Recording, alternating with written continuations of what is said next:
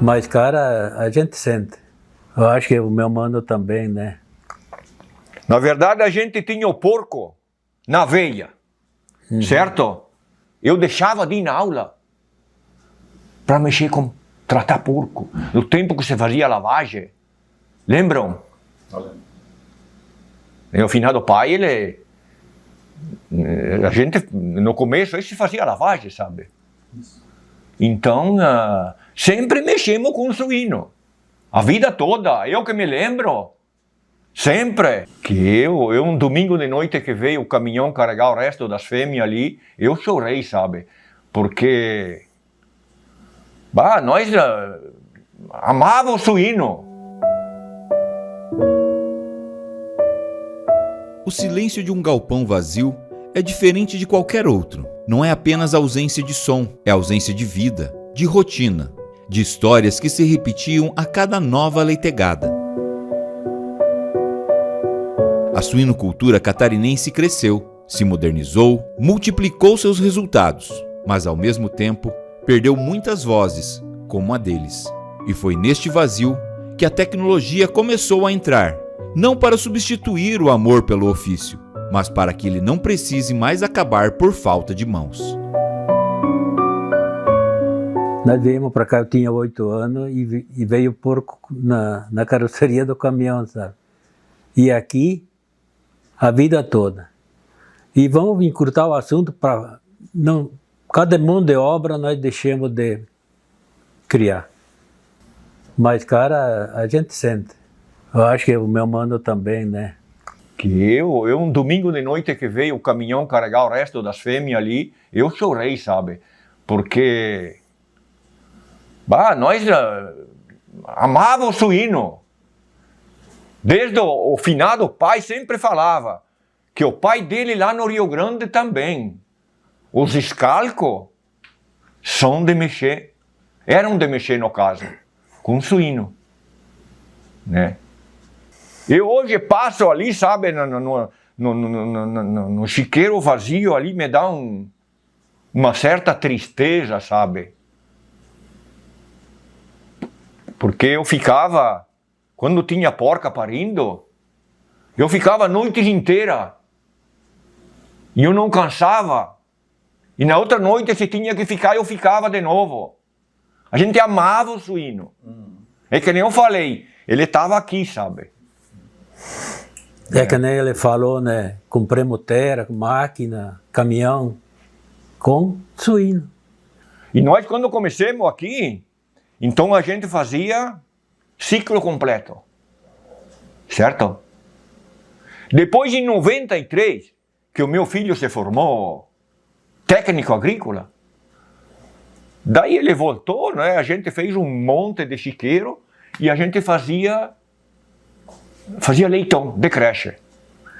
Tivemos até 600 fêmeas, uma época ali. 600 fêmeas nós tínhamos. O Piá estava em casa ali, tinha o filho dele, esse que tem a terminação, também estava aqui, sabe? Daí eu cuidava mais de noite, né? E junto com os Piá ali a gente tocava, numa boa, né?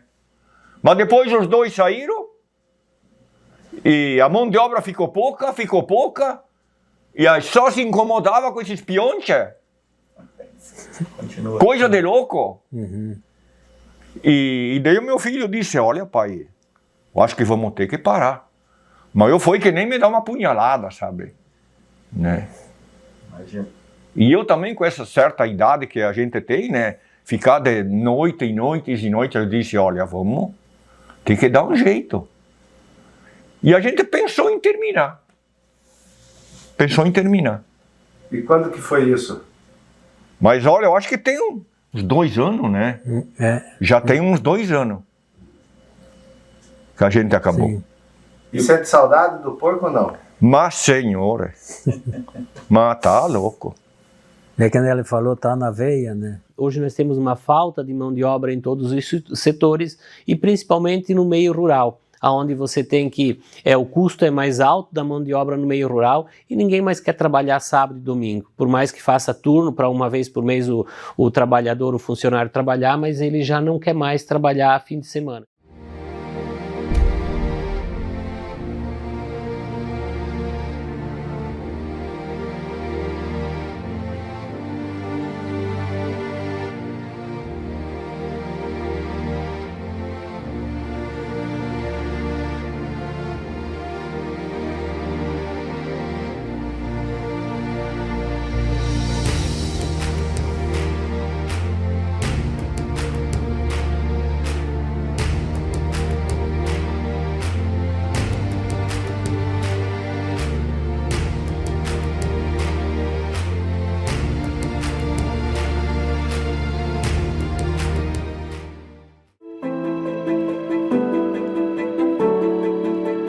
Para dar amparo ao produtor rural, Santa Catarina se mobilizou alicerçada no cooperativismo e transformou isso em modelo para o Brasil.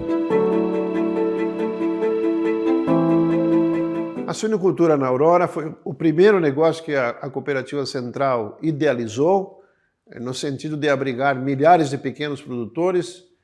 Há 56 anos atrás começou com um abate de 200 suínos dia, e o tempo se encarregou de elevar esses abates, hoje chegando aos níveis de 35 mil cabeças dia que são processadas, produzindo um rol de produtos hoje destinados a todo o território nacional e também com uma exportação equivalente a algo em torno de 30% do que se produz de suínos. As pequenas propriedades rurais, minifundiárias, todas elas praticamente tinham alguma produção de suínos.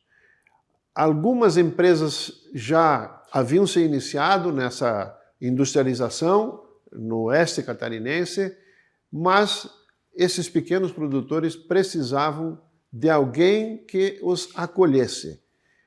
Surge então uma sociedade de 8 cooperativas, pequenas cooperativas agrícolas da época, que fundaram a Cooperativa Central Oeste Catarinense, hoje a Aurora Coop. E aí então se iniciou um processo de industrialização desses produtores que, filiados a uma das 8 cooperativas, serviram de fornecedores de matéria-prima. Essa foi a história inicial da Cooperativa Central Aurora na atividade de suínos. Uma cooperativa se reinventa com o emprego de tecnologia, do campo à indústria. Olha, se for voltada a produtor, eu diria que sucedendo a questão dos modelos de granjas, nós temos, e também respondendo à dificuldade, à escassez de mão de obra, os robôs que alimentam os animais têm sido, nos últimos tempos, tem provocado aí uma curiosidade e até uma revolução, fazendo com que, muitas vezes, jovens em especial se definam em permanecer na atividade fruto da presença dessas inovações, dessas tecnologias. E nas fábricas dos frigoríficos, sim, as melhores tecnologias que o mundo produz são trazidas para o processo produtivo.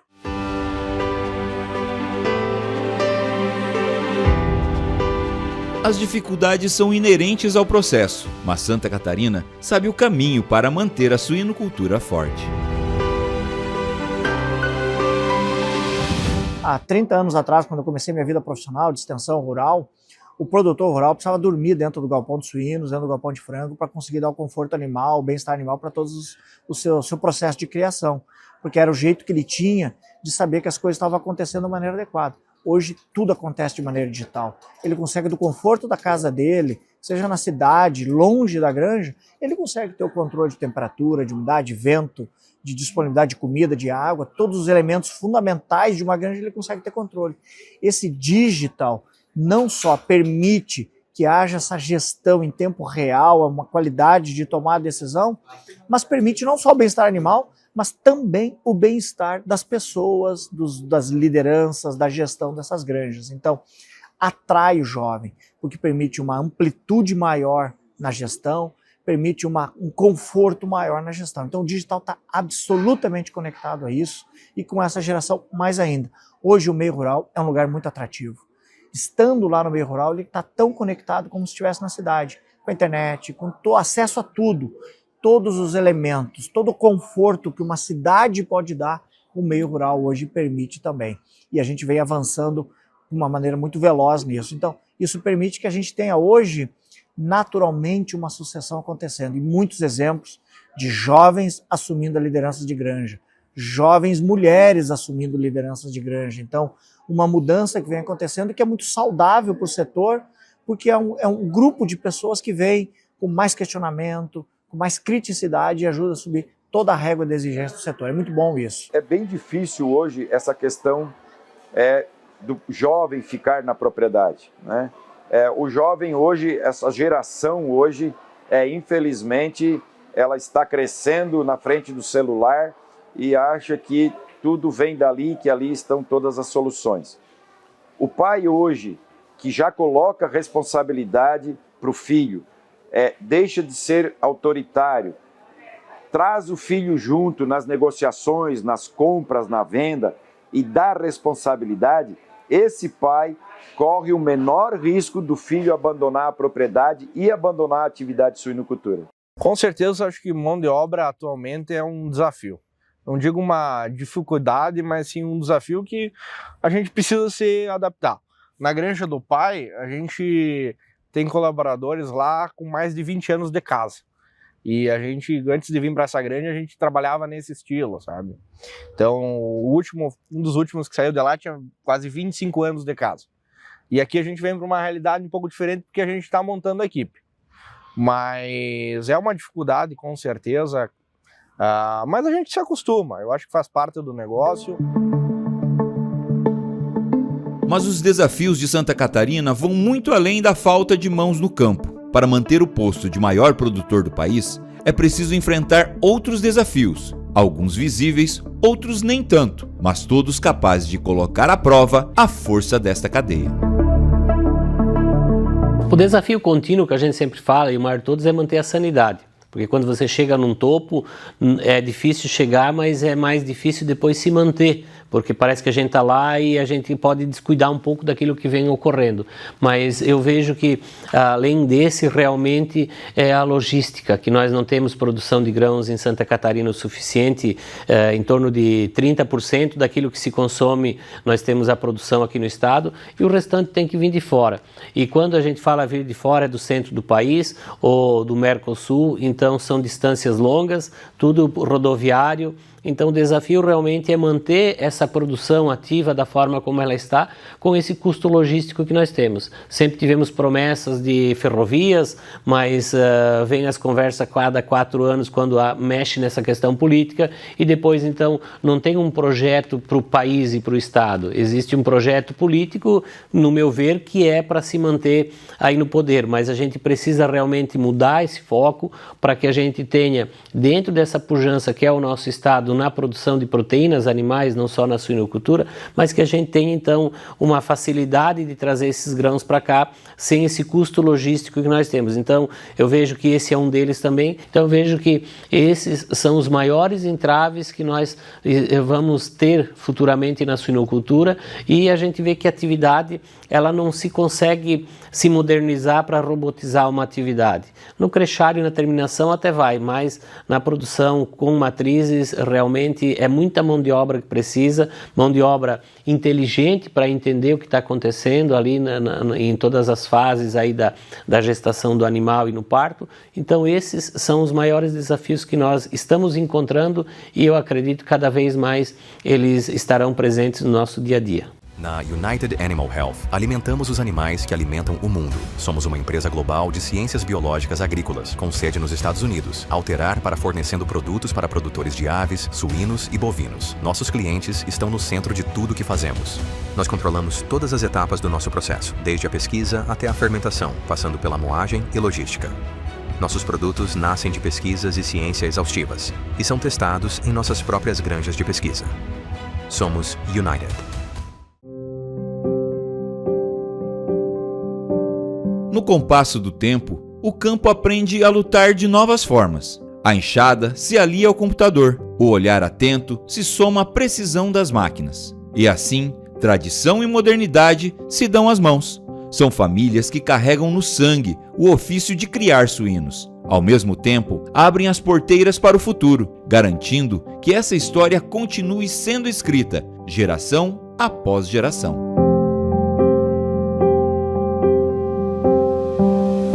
A minha granja é pequena contra deles aqui. Hoje eu tenho 650 matrizes, né? E daí a gente produz leitão que nem... leitão desmamado, que nem aqui, né? Mas só a gente não ampliou muito na suinicultura, nós ampliamos mais na parte do gado de corte. E daí temos hoje um plantel de matrizes para produzir bezerro. A gente vende o bezerro desmamado também. E daí na suinicultura ficou meio mais estável aí. E daí fomos indo, e daí as filhas estudaram e... foram crescendo, diz outro, e hoje a gente foi dito, se vocês quiserem começar os negócios de vocês e tal, foi dado umas ideias e ajudado um pouco a compartilhar as coisas. E daí eles tomaram essa decisão de ficar na atividade e daí começaram os negócios deles mesmo. Eu acho que o pai sem querer fez nós gostar de porco meio na mara desde pequeno. Porque eu tenho muito claro na minha mente que nas férias da escola, isso quando eu ia na quarta, quinta série, estamos falando aí em 2006, 2008 no máximo, as nossas férias era acompanhar os manejos na maternidade. E daí, normalmente o pai aproveitava esse período, tinha meu irmão que era mais velho também na época, e meus primos, para dar as férias para a equipe, né? Para eles também poderem sair com a família, né? E aí nós sabíamos que na férias de janeiro, boa parte das nossas férias ia ser dentro da maternidade. E eu tenho muito claro na minha mente, um dia que a gente tá cuidando do parto lá, isso devia ter, imagina, brincava ainda nos barranques de carrinho, de terra, tava eu e meus primos, a gente se reunia, e a gurizada ali, que morava na granja também, nós fugimos da maternidade e fomos brincar lá em cima de um barranco, né, brincar de carrinho. E aí meu tio passou por nós, o irmão do pai, e disse, viu, piazada, tem quantas porcas criando ali no barranco? Então era uma brincadeira, mas mesmo assim a gente estava lá, a gente ajudava, final de semana, a gente gostava de ir também na questão da inseminação também, porque era uma alegria ir lá segurar a pipeta, parecia que a gente estava mudando o mundo, né? E foi indo aos poucos, foi assim mesmo. A gente participava da rotina, tudo mais da granja, depois a gente saiu para estudar, a gente acabou se afastando um pouco da atividade, mas de final de semana sempre estava aqui, né? Sempre acompanhava o pai, acompanhava os meus tios, a mãe dentro da granja, e aí meio sem querer a gente foi pegando o gosto do negócio. E aí meu irmão terminou a faculdade dele em 2017, voltou já, começou a ajudar o pai a tocar os negócios dele.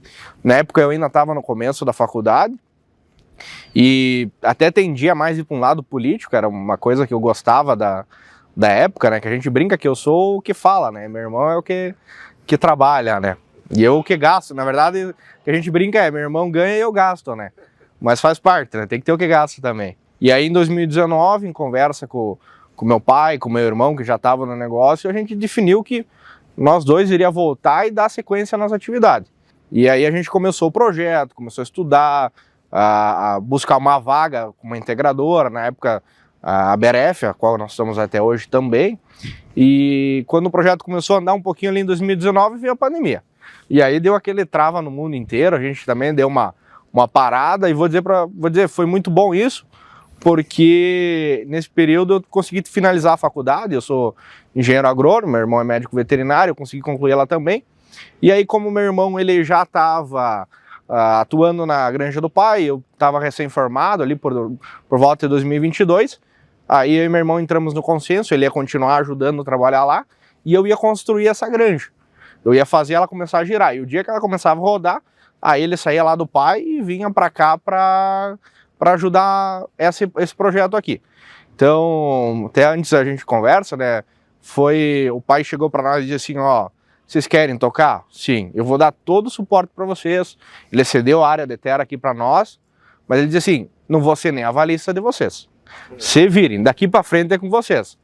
Claro que ele sempre me ajudou, principalmente, a tomar algumas decisões, porque foi meu primeiro negócio, né? O primeiro negócio que eu e meu irmão a gente construiu. Então tomar decisões de milhões não é bem assim logo de começo, né? Mas ele realmente deixou nós, ele deixou a gente tocar e volta e meia, hoje em dia ele ainda fala para nós, né? Nem eu imaginava que ia dar certo, que nem deu, né? Até tinha um receio no começo. Então foi um desafio, mas no fim tá dando certo por enquanto. Aqui a gente tem uma UPD, uma unidade de produção de leitão desmamado. Aqui a gente recebe as leitoas virgem. A gente faz a identificação do primeiro, do segundo cio, faz a cobertura a partir do terceiro, e a gente produz os leitão. Então a gente tem aqui o setor de cobertura, que é o primeiro galpão de baixo. No meio a gente tem o galpão de gestação coletiva, que é onde a fêmea fica após ser coberta, até uns dias antes do momento do parto. E depois essa fêmea suína sobe para a maternidade, que é a instalação onde ela tem os leitões, é onde é que nasce os leitões da granja.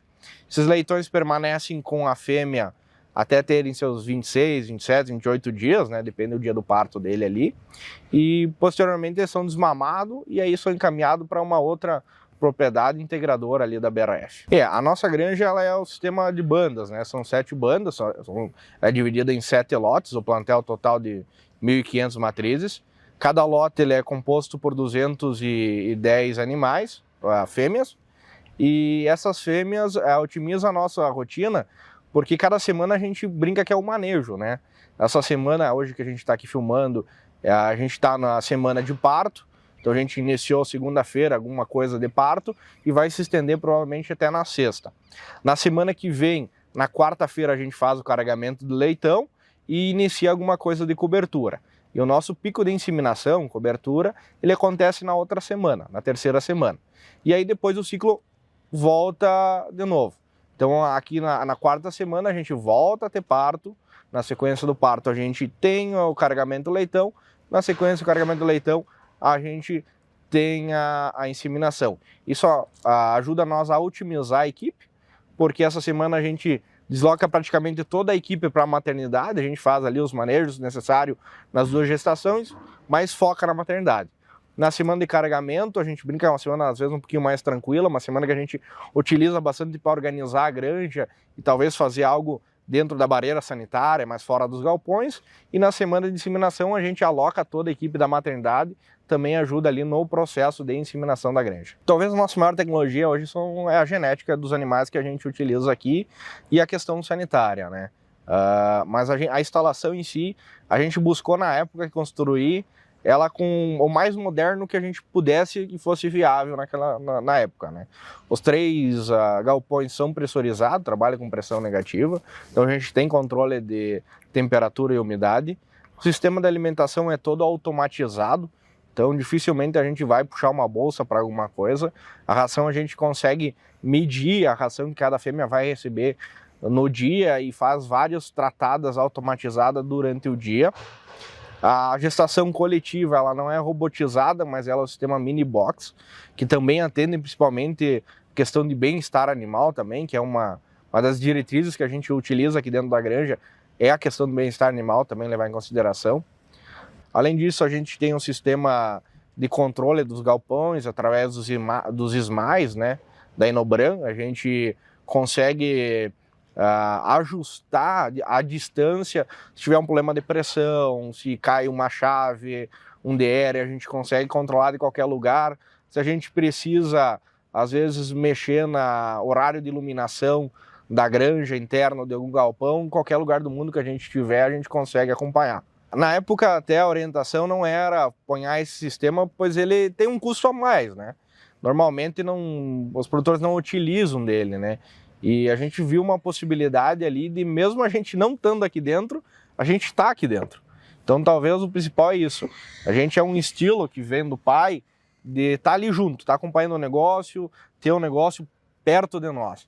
E aí a gente viu que seria a possibilidade de mesmo às vezes a gente não estar de corpo presente aqui, mas pelo sistema de monitoramento, por esse sistema a gente consegue estar aqui virtualmente, acompanhando. Às vezes já aconteceu, às vezes a gente está fora e dá algum interpérie aqui na granja, em horários principalmente, pega às vezes a madrugada, que não tem ninguém aqui, a gente recebe uma notificação lá no celular, a gente vem para cá e faz uma interferência que às vezes se tu não viesse ali corrigir aquele erro, ia ter problema no outro dia, ia diminuir a produtividade, ia gerar consequências, que a gente conseguiu evitar por ter esse sistema conectado ali virtualmente na nossa mão aí. Comecei com uma granja também, antigamente, nos anos 90, surgiu a expansão da suinocultura na região.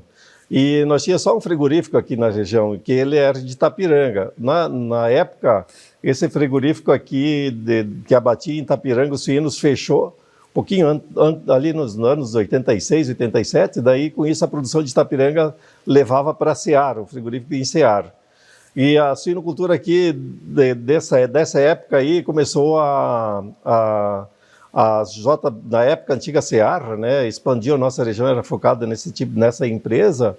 Daí com isso tinha a produção das cooperativas também regional aí, e surgiu o sistema de 3 ciclos. E esse veio um sistema, na minha opinião, aí nos anos 80, que daí com a expansão veio bastantes projetos do BRDE.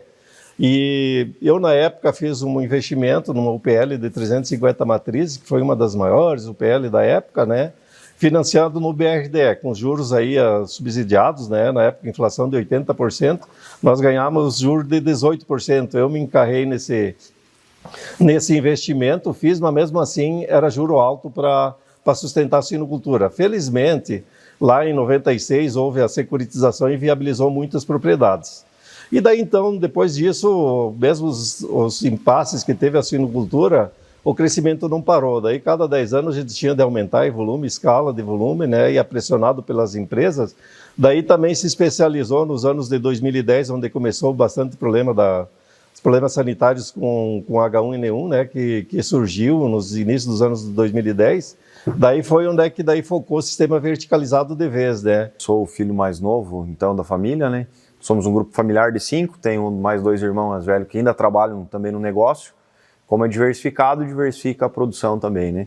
Eu me formei em técnico em agropecuária também, em veterinária depois, mas desde pequeno estava junto nas granjas, sempre gostei também, puxei esse gosto pelo negócio, né? Então, sempre quis seguir na área e eu estou atuando hoje, né? A relação familiar sempre foi voltada para isso, sempre foi orientado, né? Sempre foi puxado para o negócio e acaba que todos os filhos ficaram na empresa, né? Eu administro então a questão da suinocultura nossa hoje, tanto parte de suínos quanto parte de cerealista, fábrica de ração, enfim, a qual hoje conta aí com a suinocultura falando com 9.000 matrizes no total, em si completo, com fase de creche e terminação, as matrizes, fase de UPL são próprias nossas, e a fase de creche e terminação com produtores parceiros, onde nós levamos ração, levamos todo insumo, assistência técnica e o produtor faz a prestação de serviço como uma relação numa mini integração, né? Então, fizemos venda de porco suíno para abate, né? Não temos o abate em si. Hoje, dessas 9.000 matrizes, nós temos alguns contratos de venda do leitão descrechado, então, num volume semanal, estamos aumentando um pouquinho agora, chegando num volume de 5.000 animais por semana. Hoje nós temos contratos de abate tanto Santa Catarina quanto Paraná, então todos mercado interno, né? Então tem produtores frigoríficos parceiros de Santa Catarina e Paraná que nós fornecemos e os quais exportam, né? Então atendendo o mercado externo. A questão hoje, com certeza, a gente busca o que tem de melhor para nós, né? Que seria atender, quando eu falo para nós, é melhor produtividade, né? Porque a nossa equipe está todo dia quebrando a cabeça aí a respeito de nós termos uma melhor produtividade com menor custo. Então, o nosso foco diário é cortar custo e ter melhor produtividade, né? E essa produtividade também é com menos perda. Então, a gente acompanha todos os índices das melhores formas possíveis, temos melhores programas de controle, hoje tem tantas ferramentas para você trabalhar. Nós temos várias frentes de ferramentas aí que traz controle atualizado para nós. A gente faz reuniões semanais aí de avaliação de resultado, faz testes de resultados também para termos melhor eficiência, né? Mas hoje nós temos, assim, surpreendente questão de conversão alimentar, ganho de peso diário, é o nosso foco, né? Perda de leitões, mortalidade. O nosso foco, quando o Marlon comentou, é que nós temos as grandes UPL, nós temos 2 unidades de UPL maior hoje, e o foco é justamente nisso para termos menos origem. Quanto menos origem tiver, menos misturança de leitão você vai ter, menos problemas a gente já tem essa expertise nesse sentido. Então, não é assim que... o foco é esse, né? E esse é o diferencial do grupo, pequenos grupos de produção de suínos sem completo, né? E quando a gente fala em sem completo, a gente tem fábrica de ração própria, que é um fator muito importante, um detalhe que eu considero, assim, na granja de suínos, a maior vantagem é você ter a fábrica própria, com todos os cuidados aí de policiar a questão de matéria-prima que vem para a tua fábrica, ser religiosamente correto dentro da fábrica para ter uma parte legal, além do amparo legal, você ter realmente um resultado de mistura correta. Então, você olhando de fora é simples, mas cada setor nós temos uma pessoa responsável e é cobrada para termos melhor resultado e desempenho em todas as fases de produção e todas as fases também de processos que é feito dentro dela. Setores de produção também, eu falo que a margem está cada vez mais apertada, né? Então não tem uma margem para todo mundo trabalhar folgado. Então acho que o recado que fica até da nossa realidade é otimizar cada vez mais a produção, né? Então vai sobrar no mercado quem busca melhorar a produção cada dia, quem é mais eficiente e quem produz mais com menos, né? Eu acho que esse que é o caminho e volta isso para a suinocultura também. Então acho que essa que é a previsão. Estamos vendo um momento bom da suinocultura nesse momento, mas vivemos aí 3, 4 anos ruins, muito difíceis. Então, acho que a longo prazo não vai ser diferente, épocas boas, épocas ruins, e vai ficar no mercado quem conseguir se adaptar a isso, né? Quem investe no negócio, quem vai estar profissionalizando.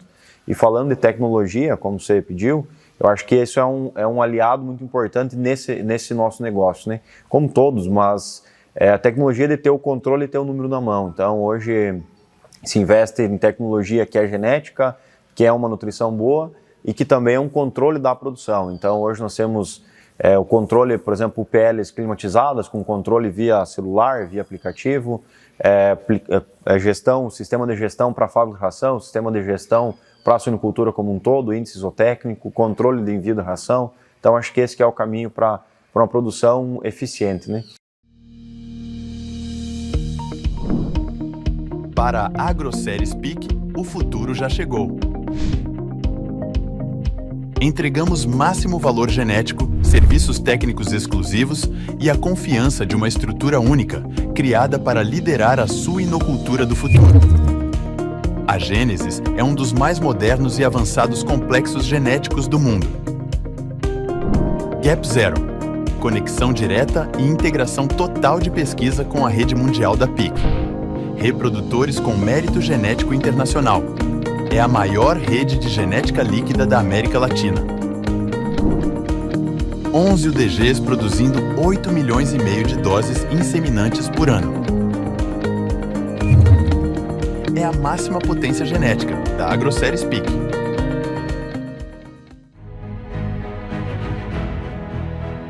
Santa Catarina se modernizou, investiu, conquistou o mundo. Hoje, o suíno está na tela do celular. Genética, nutrição, biosseguridade e tecnologia mantêm a engrenagem girando e vem muito mais por aí. E o que a gente vê hoje em dia, e talvez seja uma das coisas para o futuro, são vacinas nanotecnológicas para responder àquela população, aquele tipo de animal, aquela genética daquele animal. O que a gente vê hoje, que a gente provavelmente não vai ver no futuro, é a utilização de antimicrobianos. Provavelmente no futuro nós não vamos ter mais antimicrobianos, como nós usamos hoje. Que hoje já tem toda digamos, esse cuidado, né, esse alerta da Organização Mundial de Saúde, que nós usamos muito antimicrobianos, não só na população humana, mas também na população animal, em animais de produção. Então, provavelmente, no futuro, a gente não vai ver isso. Nem terapêutico? Terapêutico, sim, né? Terapêutico tem que ter, porque é o que eu ia falar. A gente vai ter muito cuidado com o bem-estar animal. Então, o que eu penso que pode ser que ocorra no futuro também são granjas fechadas, né, granjas mais fechadas, porque no passado a gente tinha granjas muito abertas, então a biosseguridade era mais frouxa. Então, no futuro, provavelmente, vai ser tudo por chip, né? Então, o animal ele vai ter a medicação, a terapêutica dele toda gravada num chip, então ele provavelmente vai ser medicado talvez por robôs, né? Então coisas assim. Então ele vai ser visualizado por drone, então vai ter detecção de temperatura, se ele está bebendo água, se ele está hidratado ou não. Então eu acredito que essas coisas vão vir no futuro, né? Então os animais, provavelmente as fêmeas, as porcas, não vão ter tantas aplicações de vacina. Provavelmente elas vão ter uma vacina durante a vida dela, que aquela vacina aqueles antígenos vão ser liberados dependendo da idade, da fase fisiológica dela. Então são coisas, assim, parece ficção científica, mas são coisas que a pesquisa vai trazer. Primeiro, por quê? Primeiro, questão de bem-estar. A Embrapa já está olhando para isso? Com certeza. Existem desenvolvimentos de vacinas nanotecnológicas na Embrapa. Existe aqui na Embrapa, por exemplo, tem também toda a questão da carne cultivada, né? Então você vai me falar, mas vão acabar os animais? Não vão acabar os animais, né? Existe todo um processo, um nicho. Então, assim, a população mundial vai precisar de alimento, né? Então a gente vai precisar de mais carne, a gente vai precisar de mais água, a gente vai precisar de mais energia. Então tem que ser mais sustentável. A produção animal tem que ser mais sustentável. Mão de obra é uma questão crítica. Então tudo que focar para diminuir a mão de obra, né? Então, assim, processos inteligentes, análise de dados, análise prospectivas, né? Então, por exemplo, ver o que está acontecendo hoje, prospectar. Isso a inteligência artificial está trazendo para a gente, né? Então, assim, processos inteligentes, robóticos, né? Então, assim, a agricultura, essa parte da agricultura digital.